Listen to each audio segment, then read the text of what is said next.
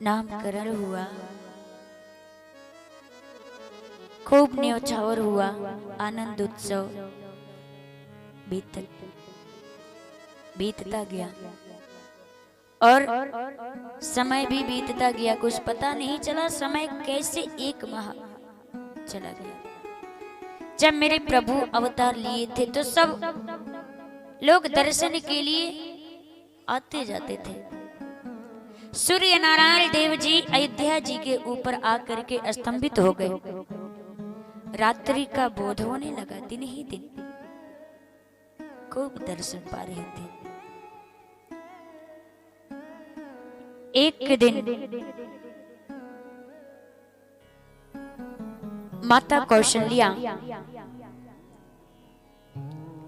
दुग्ध पान करवा करके प्रभु का श्रृंगार करके पालने में पौड़ा देती हैं और सुला के चली गई।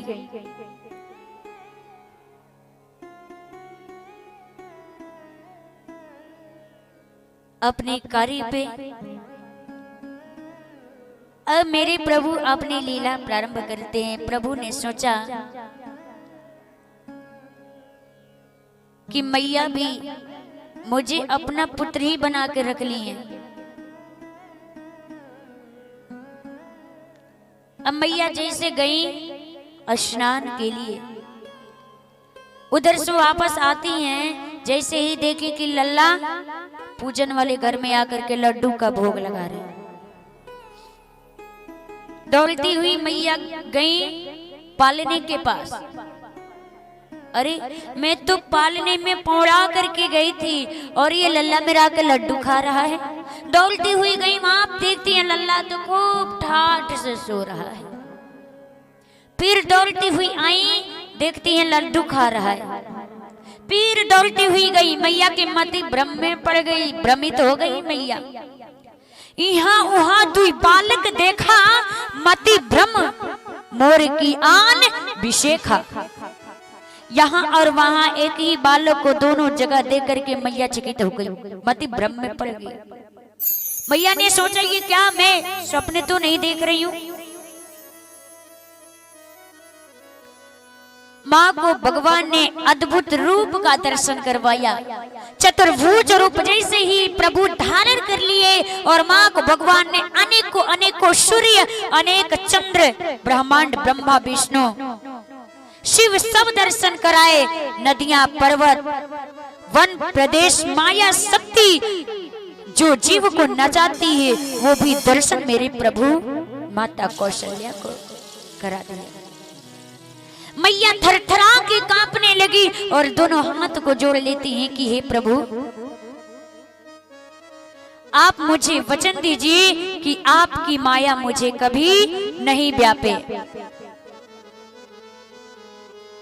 प्रभु ने कहा मैया पहले आप भी मुझे वचन दो जो आप किसी से बताओगी नहीं। मैया ने कहा मैं क्यों बताने जाऊंगी, तू जो मेरा लल्ला है। प्रभु तुरंत शिशु रूप में आ जाते हैं। अब मैया ने सोचा जो सारे जगत के पिता, जिनके गोद में सारा जगत जाता है, अब मैं उस सच्चिदानंद को अपने गोद में क्या लूं। मैया ने पुत्र रूप से प्रेम ही करना बंद कर दिया। प्रभु ने सोचा मैया को दर्शन क्या करवा दिया, मैया तो पुत्र रूप से प्रेम ही करना बंद कर दी। फिर एक दृष्टि डालते हैं, मैया समस्त बातों को भूल गई। खूब लीला करते हैं मेरे प्रभु। चारों बालक महाराज दशरथ जी के आंगन में अनेक प्रकार की लीला करके सबको आनंदित करते हैं। सभी बालक अलौकिक रीत से बढ़ते हैं। एक दिन छोटे छोटे राम, लक्ष्मण, भरत, शत्रुघ्न आंगन में खेल रहे थे।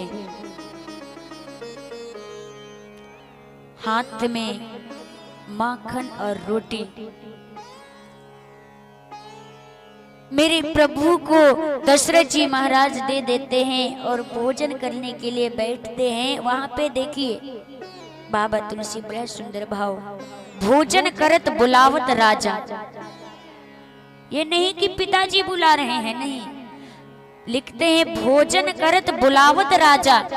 दशरथ जी महाराज बार बार मेरे प्रभु को बुलाते हैं, वो खेलने में मग्न है। उन्हें माखन और रोटी लपेट के प्रभु के हाथों में दे देते हैं। उनके शरीर में थोड़ी थोड़ी रज लगी थी। उस समय पे राम जी इतने सुंदर शोभायमान हो रहे थे। आहा, वो रोटी को लेके जा रहे हैं और जो काग है कौवा उस रोटी को छीन के लेकर के चला जाता है। मेरे प्रभु खूब रो रहे हैं, कहते हैं कि नहीं, मेरी रोटी को मंगा दो, मैं वही रोटी खाऊंगा। आज उस काग का भाग देखिए,